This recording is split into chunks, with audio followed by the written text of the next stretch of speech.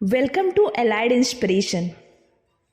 हर एक व्यक्ति का जीवन दुख, परेशानी और संघर्ष से घिरा हुआ है। ऐसे इसलिए है क्योंकि हम कहीं ना कहीं अपने मन के मैल को, मन के कीचड़ को साफ नहीं रख पाते, या यूं कहें साफ करना नहीं चाहते, इसीलिए उसका समाधान नहीं निकाल पाते। खैर चलिए, मैं आपको एक कहानी सुनाती हूँ।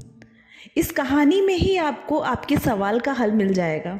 एक समय की बात है, एक गांव में एक किसान अपनी पत्नी और 2 बच्चों के साथ रहता था। वह किसान बहुत ही ज़्यादा परेशान रहता था। अपने 2 बच्चों और पत्नी की ज़रूरतों को पूरा नहीं कर पाता था। शायद यही कारण उसकी परेशानी की वजह थी। वह दिमाग से और मन से बहुत अशांत रहने लगा। कहीं ना कहीं वो बहुत ज़्यादा दुखी हो गया था, क्योंकि वो अपने परिवार की ज़रूरतों को पूरा नहीं कर पा रहा था।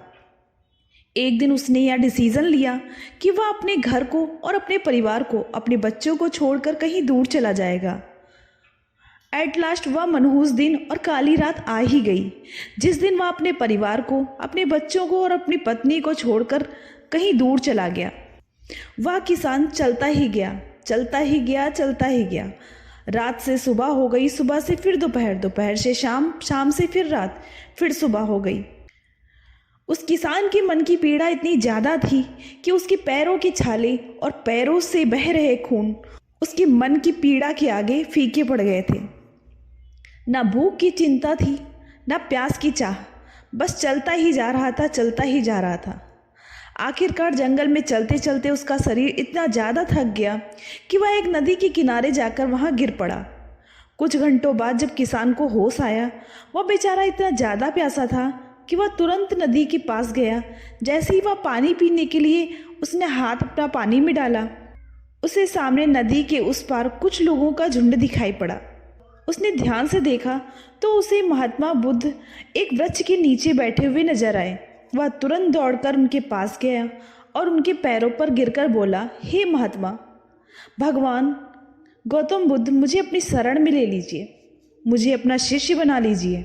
महात्मा बुद्ध के शरण में आया हुआ कोई भी व्यक्ति खाली हाथ वापस नहीं जाता।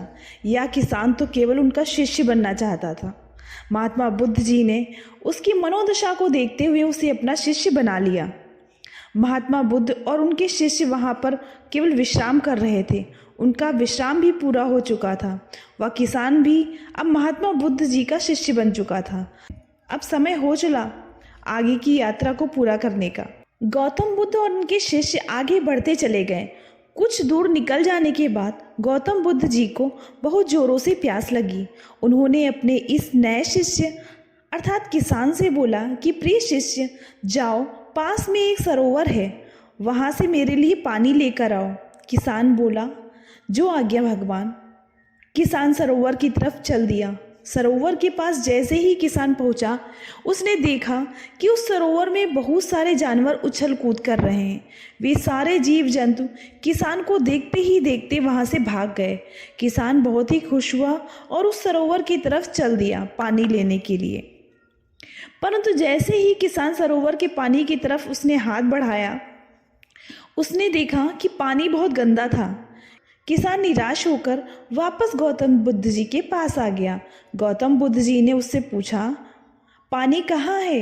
किसान ने दुखी भरे शब्दों में कहा, हे भगवान, जैसे ही उस सरोवर के पास पहुंचा तो मैंने देखा उस सरोवर में काफ़ी सारे जीव जंतु उछल कूद कर रहे थे, और उनके उछल कूद करने की वजह से उस सरोवर की ज़मीन के तल में बैठी हुई सारी गंदगी, सड़े हुए पत्ते उस पानी में घुल मिलकर एक कीचड़ का रूप ले लिया था। यही कारण है कि मैं वहाँ से पानी नहीं ला पाया, क्योंकि वह पानी कीचड़ बन चुका था। महात्मा बुद्ध उस किसान की बातों को समझ गए और मुस्कुराते हुए उन्होंने कहा कि मैंने तुमसे सरोवर का पानी मांगा था, मैंने यह नहीं कहा था कि पानी अगर गंदा हो तो पानी लेकर मत आना। उन्होंने अपने दूसरे शिष्य से अनुग्रह किया कि जाओ और सरोवर से पानी लेकर आओ। उनका दूसरा शिष्य निकल पड़ा पानी लेने के लिए। कुछ देर पश्चात वह पानी लेकर वापस आ गया। आश्चर्य की बात यह थी कि दूसरे शिष्य द्वारा लाया हुआ पानी बिल्कुल साफ था, और उससे भी बड़ी असमंजस की बात यह थी कि सारे के सारे शिष्य बड़े ही आश्चर्यचकित हो गए कि यह करिश्मा कैसे हो सकता है, क्योंकि पहले शिष्य ने तो यह बताया था कि पानी कीचड़ हो गया है। महात्मा बुद्ध जी ने सारे शिष्यों को बताया। जब सारे जीव जंतु उस पानी में उछल कूद कर रहे थे, तब उस दौरान उस सरोवर के पानी के तल में बैठी हुई सारी गंदगी, सड़े हुए पत्ते सब घुल मिलकर कीचड़ का रूप ले लिया था। परंतु जितने समय में पहला शिष्य वापस आया और दूसरा शिष्य वापस आया, उतने समय में उन जीव जंतुओं के भाग जाने के पश्चात उस सरोवर का पानी धीरे धीरे शांत हो गया। और जैसे जैसे सरोवर का पानी शांत हो गया, उस सरोवर में कीचड़ रूपी पानी में खुली हुई सारी सड़ी गली पत्तियां और मिट्टी धीरे धीरे शांत होकर उस सरोवर के तल में जाकर बैठ गए, जिससे उस सरोवर का पानी शांत होकर साफ हो गया तथा सारे गले हुए सड़े हुए पत्तियां भी शांत होकर आराम से उस सरोवर के तल में जाकर बैठ गए। प्रिय शिष्य, अगर उस सरोवर में किसी भी तरीके का कोई भी हलचल नहीं होता, तो उस सरोवर की हर एक चीज जिसको जहाँ पर होनी चाहिए वहीं पर होती। उन जीव जंतुओं की हलचल की वजह से सरोवर के तल में बैठी हुई सड़ी गली पत्तियां, मिट्टी उस शांत पानी से मिलकर एक कीचड़ का रूप ले लिया। ठीक उसी प्रकार से हर एक व्यक्ति के जीवन में तरह तरह की समस्याएं होती हैं और कठिनाइयां आती हैं, जिसकी वजह से हमारे मन में हलचल मच जाती है और हमारा दिमाग और मन अशांत हो जाता है। तत्पश्चात हम कोई गलत निर्णय अर्थात फैसले ले लेते हैं।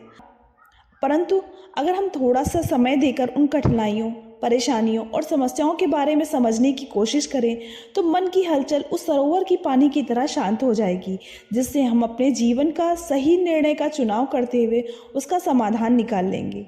किसान को महात्मा बुद्ध जी की सारी बातें बिल्कुल साफ साफ समझ में आ गई। उसे यह भी समझ में आ गया कि उसके परिवार में आई हुई सारी परेशानियां, दिक्कतें, जिम्मेदारियां भी इसी सरोवर की सड़ी गली हुई पत्तियों और मिट्टी रूपी कीचड़ की तरह ही हैं। बस ज़रूरत है थोड़ा समय निकालकर मन को शांत करके उन परेशानियों, दिक्कतों के बारे में समझने और उनका समाधान निकालने की। अगर आपको हमारी ये कहानी अच्छी लगी हो तो प्लीज़ कमेंट सेक्शन में जाके कमेंट करिए, जिससे हम आपके लिए और भी ऐसी ही अच्छी कहानियाँ लाते रहें। धन्यवाद।